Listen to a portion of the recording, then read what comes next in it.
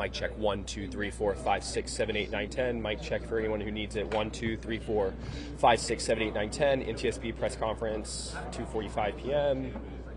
1, 2, 3, 4, 5, 6, 7, 8, 9, 10. You good there, Paul? All right. Everybody good? 1, 2. Good. Good.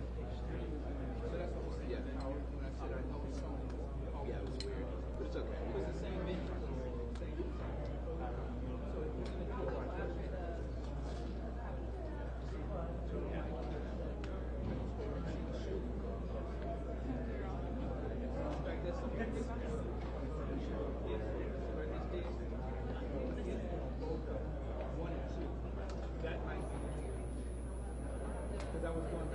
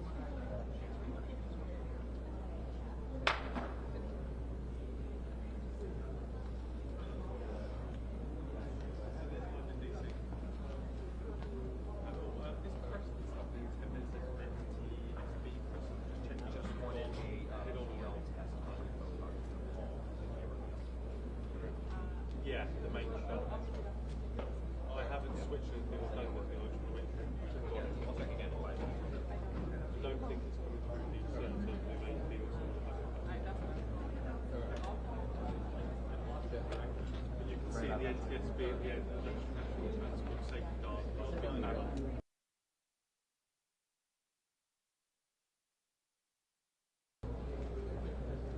A quick mic check. 1, 2, 3. Quick mic check.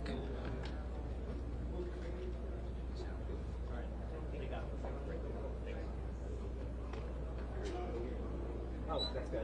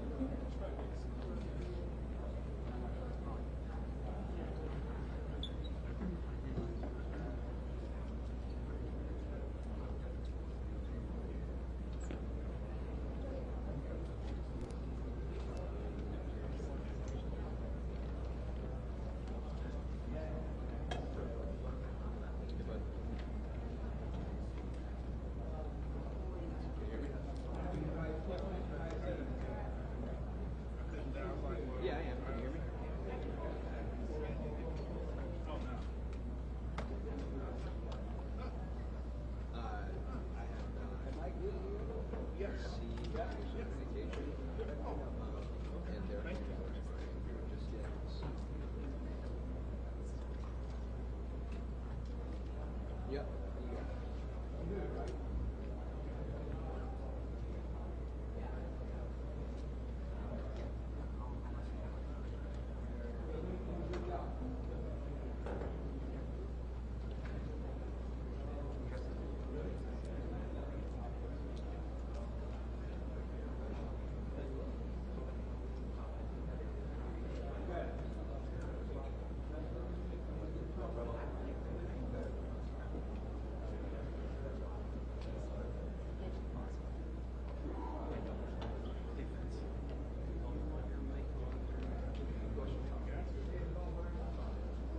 No, that's true. Oh, you're telling me different channels.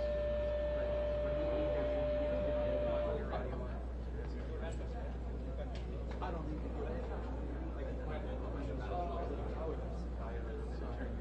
I'd rather not F up the sound.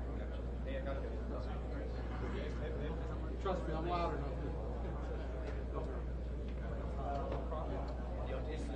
Yeah. What's that? Nobody's done that since my daughter preschool. Sure, man. I just gotta pop up my stand. No, you're fine. You're fine. You're fine.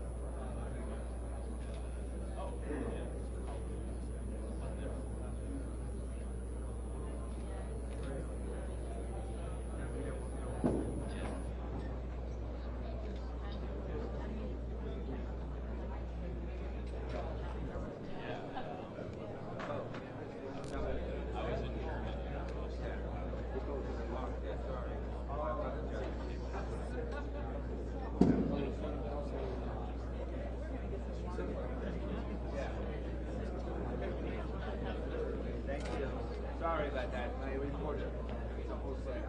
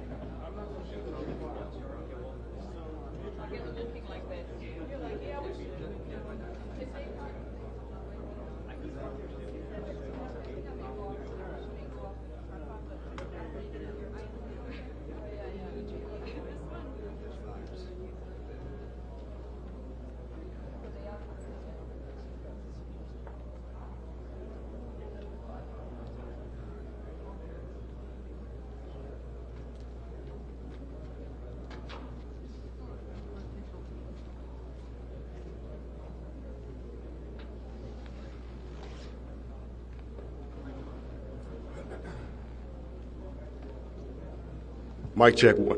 Mic check 1 2 1 2.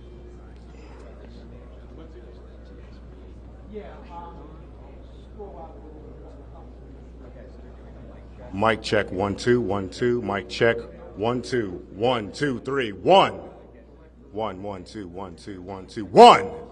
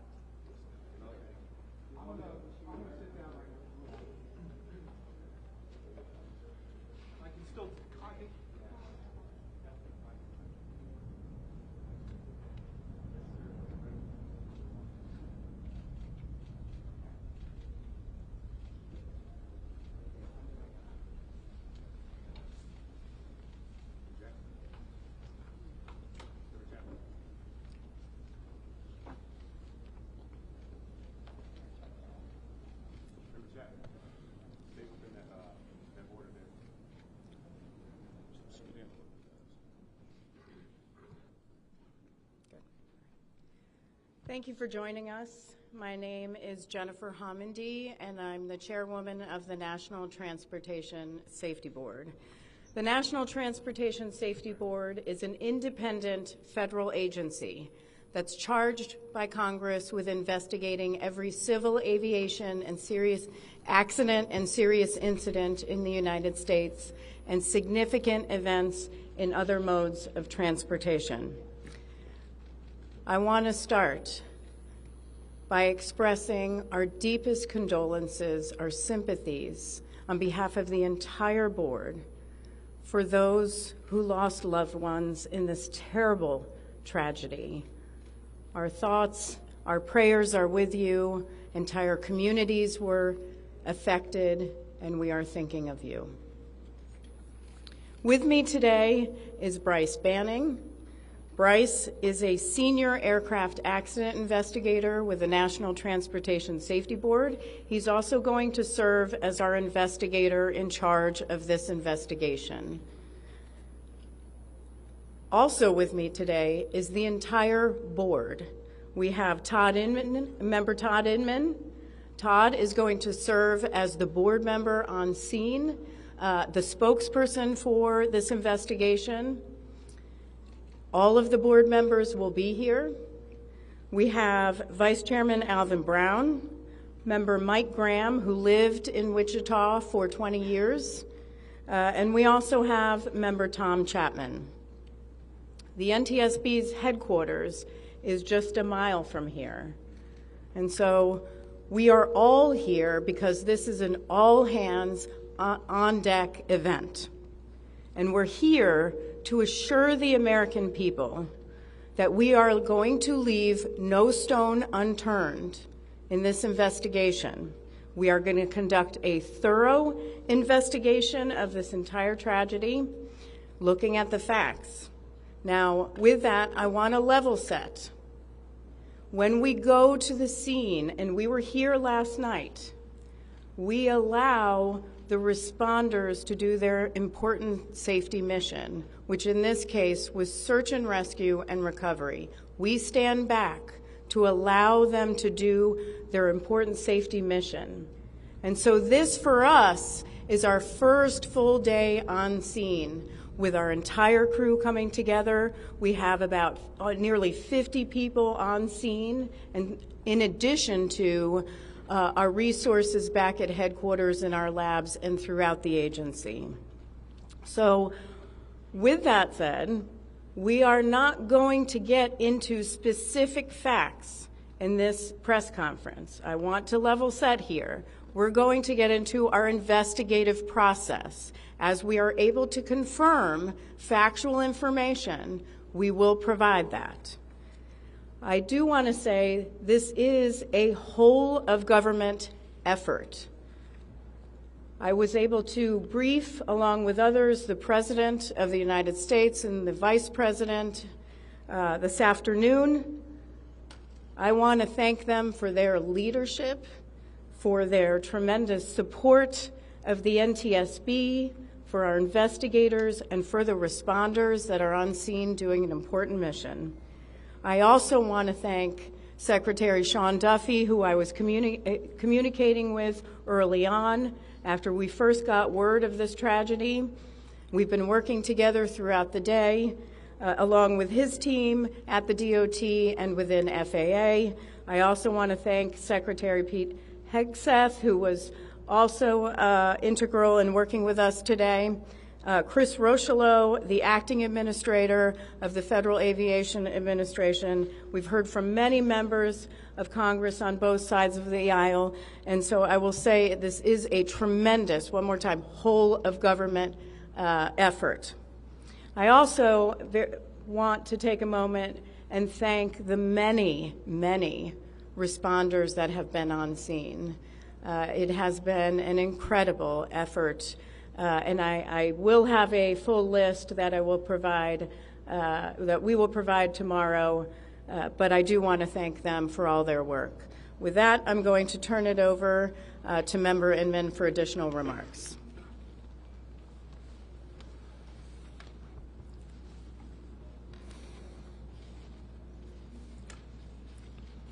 So today is our first full day on scene. Our investigative team will be on scene as long as it takes in order to obtain all of the perishable evidence and all of the fact-finding that is needed to bring us to a conclusion of probable cause. Our mission is to understand not just what happened, but why it happened, and to recommend changes to prevent it from happening again. Since we're just beginning our investigation, we don't have a great deal of information to share right now. We will keep you informed by giving regular updates as we learn more. Our intention is to have a preliminary report within 30 days, and the final report will be issued once we've completed all of our fact-finding and investigation. Now, we will not be determining the probable cause of the accident while we are here on scene, nor will we speculate about what may have caused this accident. Today, we will be going and having an organizational meeting and establishing our parties to our investigation. We currently have the following parties that are already identified: PSA Airlines, GE Aerospace, Sikorsky, FAA, NACTA, which represents the air traffic controllers, ALPA, which represents the pilots, Army, AFA, which represents the flight attendants. The Transportation Safety Board of Canada will be an accredited representative under Annex 13 of ICAO. They will be supplemented by MHIRG as a technical advisor. They were previously known as Bombardier. The NTSB offers this party status to those companies, government agencies, and associations that have employees, activities, or equipment involved in the accident. We offer that because they will provide technical expertise and relevant information supporting the development of the best possible factual record. Once they join this investigation, they are not permitted to release documents or talk publicly about the investigation without the consent of the NTSB. So I want to stress this. It is only the NTSB that will provide information related to this investigation, with one exception. Regarding the fatalities that occurred, that notification will be handled by the DC medical examiner. We will not be discussing fatalities or names. That will be handled by them as the proper authority. So we want to talk a little bit about our process. We will analyze the facts and determine the probable cause of the accident, and then issue a report of those determinations. I also want to talk a little bit about some additional people that are here with us, and they're very important to us, and that is our family assistance group. Later today, we will be briefing the families.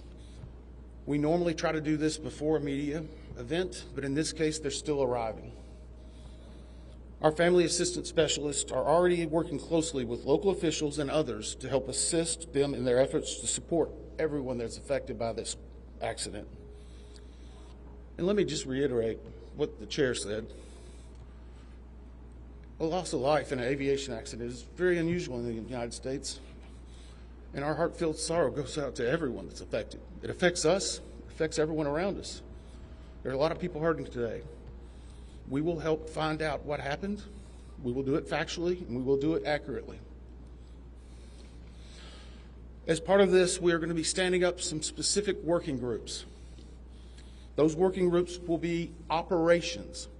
They will be looking at the history of the accident flight and crew members' duties for as many days before the crash as appears relevant. We'll be forming a structures group, which will be the documentation of the airframe wreckage and the accident scene, including calculation of impact angles to help determine the plane's pre-impact course and altitude. We'll have a power plants group. They will do the examination of the engines and the engine accessories. We'll have a systems group. They will study the components of the plane's hydraulic, electrical, pneumatic, and associated systems, together with the instruments and elements of the flight control system. We'll have an air traffic control group. They will do reconstruction and review of air traffic control systems provided to and including acquisition of pertinent flight track surveillance information, what you might typically think of as radar or ADSB, along with controller pilot communications. We will also have a survival factors group. They will be doing the documentation of impact, forces and injuries, community emergency planning, and all crash and fire rescue efforts. Also, due to the unique nature of this crash, we will be having a helicopter group as well.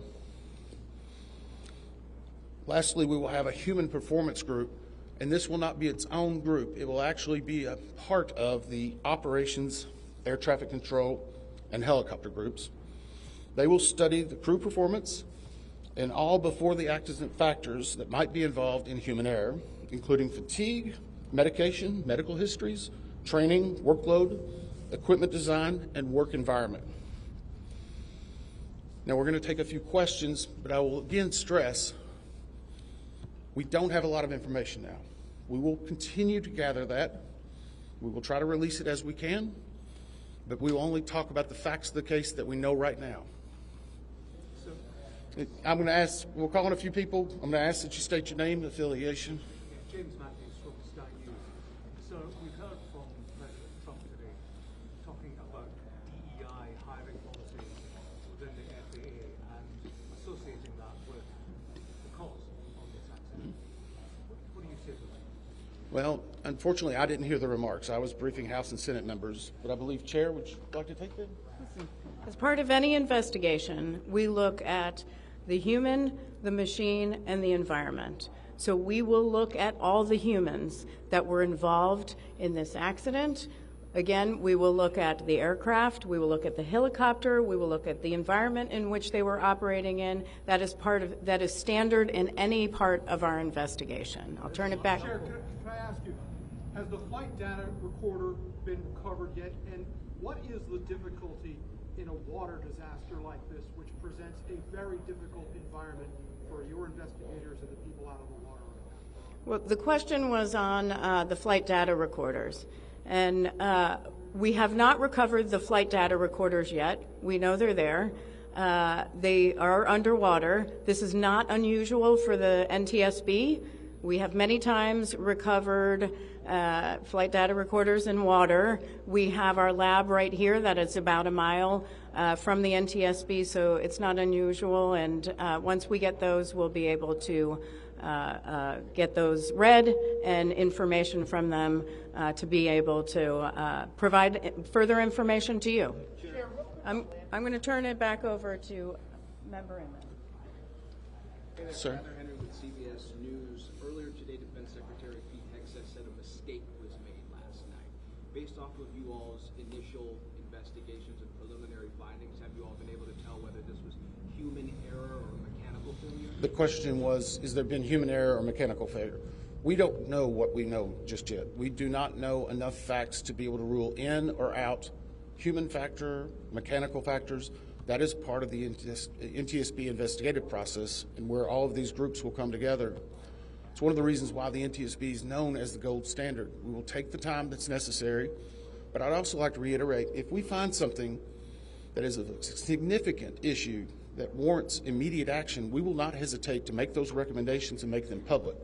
We have a good track record on that, and we want to continue doing so. Sir. Hello, Sir. Tom Costello with NBC News. Does it hurt your investigative process, maybe for the chairman, does it hurt your investigative process to have the president already suggesting possible causes here as you try to keep an open mind and begin this investigation? Thank you, Chair. Tom, with all due respect, I think the press also likes to state what probable cause is before we get to the probable cause. So what I'm going to say is you need to give us time. You need to give NTSB, it's not that we don't have information. We do have information. We have data. We have substantial amounts of information. We need to verify information. We need to take our time to make sure it is accurate. That's best for you. That's important for the families. It's important for legislators who are seeking answers to try to figure out what they're going to do about this. And so it will take time. We do have a lot of information, but we need some time to verify that. Yeah, member Chase Williams from Fox Business. I'm wondering about the conditions in the tower last night. Were there any performance issues in the past with any of these controllers, anything of that? The question is about controllers. As I said, we are just now forming the groups. The controllers do have union representation, which they're entitled to. They'll be working with our party system and our party groups. They'll be conducting interviews. Those interviews will need to be analyzed, transcribed, and other team members will need to look over it. It'll be a long process, but we will go through the entire history.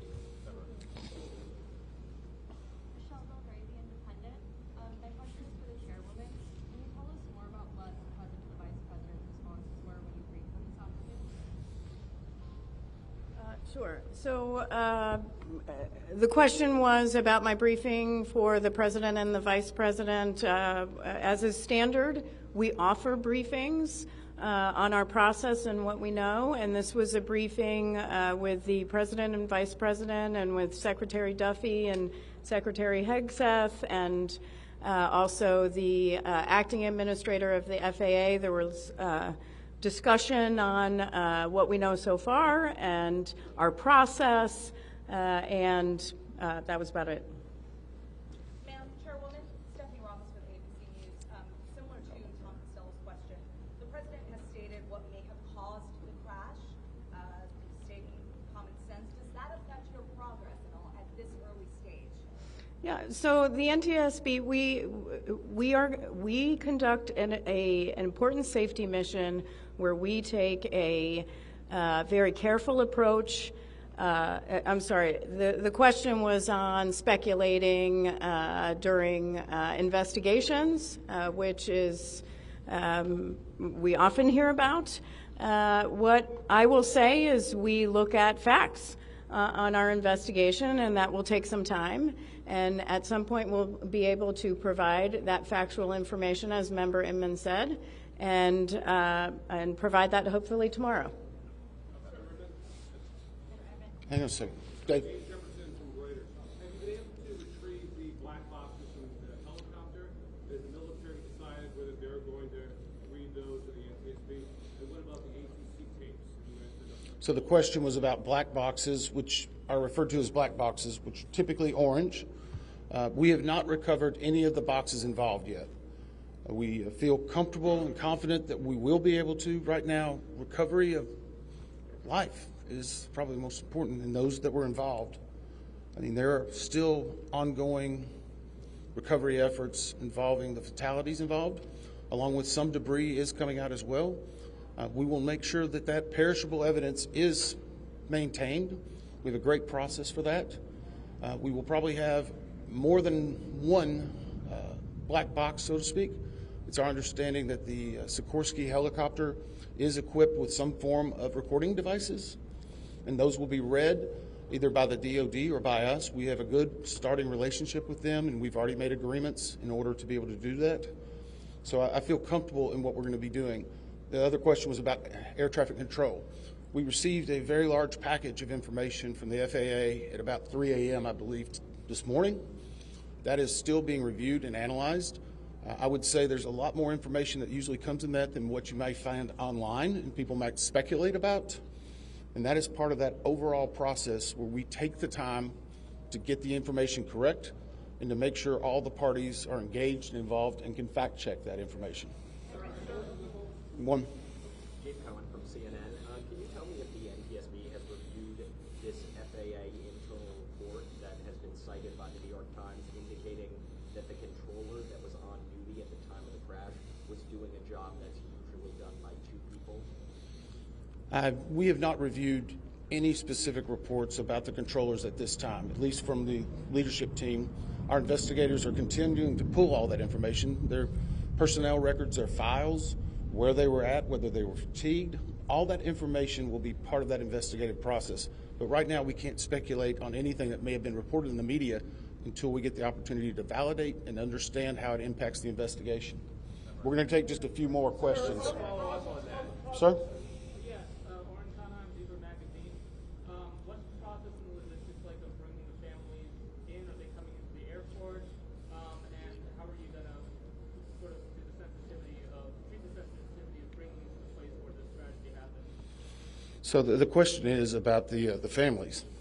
And many of those families are still en route. Some are still being notified from both the military and from the commercial crash.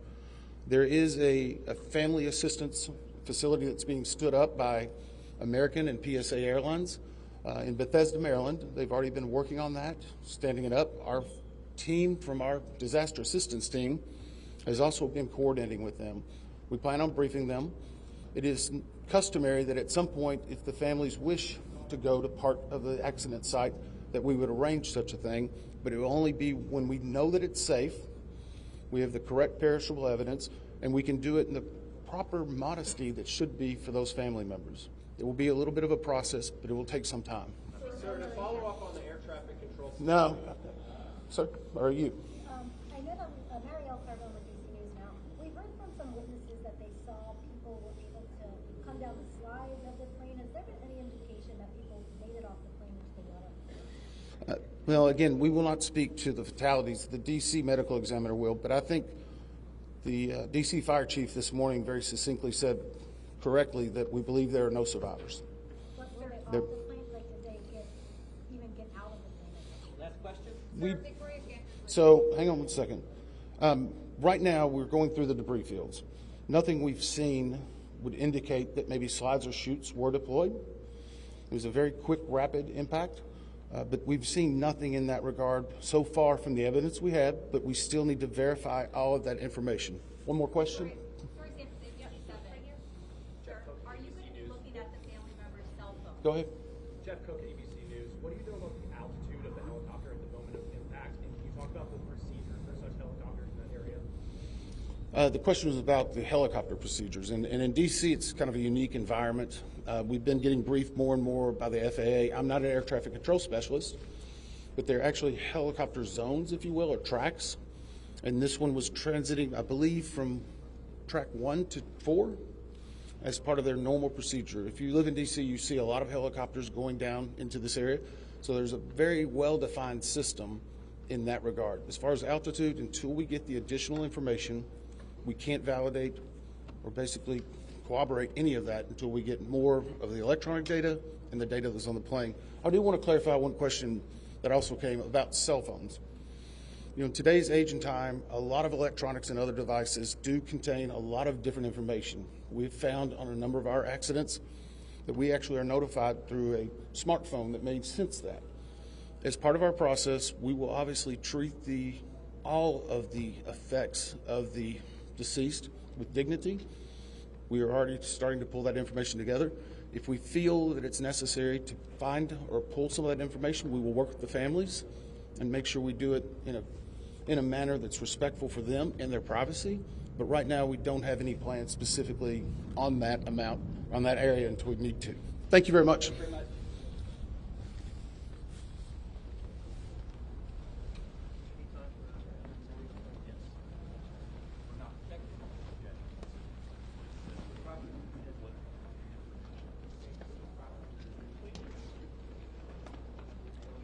Hi, for further updates on media briefings and other developments, please follow on X or Twitter at NTSB_newsroom.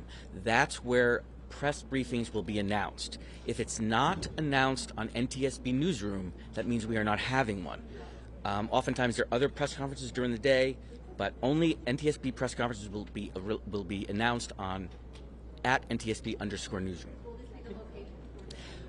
As far as we know, this will be the location for the briefings tomorrow, at least. Anything else today? Nothing today that we know of. If we do have information, we will either tweet it out on Newsroom as we speak, or we'll include it in tomorrow's briefing. Can you spell his name? Sure. It's NTSB board member Todd Inman. TODD, I-N as in Nancy, M as in Mary, A-N. And it's NTSB Board Chairman Jennifer, regular spelling, Homendy, H-O-M as in Mary, E-N as in Nancy, D-Y.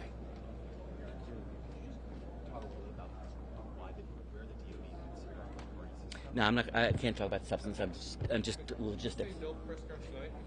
We have no press scheduled tonight. If we do have additional news to announce, it will be on Newsroom Twitter. But definitely tomorrow, probably here. Probably here, probably around the, possibly right at the same time. Once again, please do not call media relations to ask about the status of press conferences. Everything will be announced on @NTSB_newsroom. Thank you. My name is Frank. Oh, Frank. Thanks. Thanks. I'm sorry to text you about the press conference. No problem. No problem. How you doing? Yeah, yeah. Oh, thank you. I appreciate it. Just don't flood the lines. I'm sorry? Don't flood the lines. It'll be all online. Yeah, yeah. We're not holding a press conference that's not announced on Newsroom. Thank you. That's it.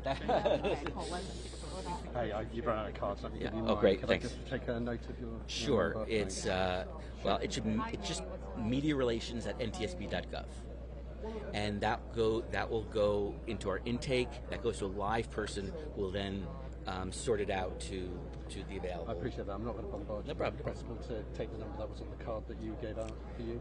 Yeah, that's for me, but I'm just a man. You know, I mean, we have our whole team is set up to answer media relations. I mean, I'm not checking it every minute. No, I appreciate it. So I would just suggest media relations at ntsb.gov. Would it be possible to get a number though? I mean, I will use that as a 202. Yes.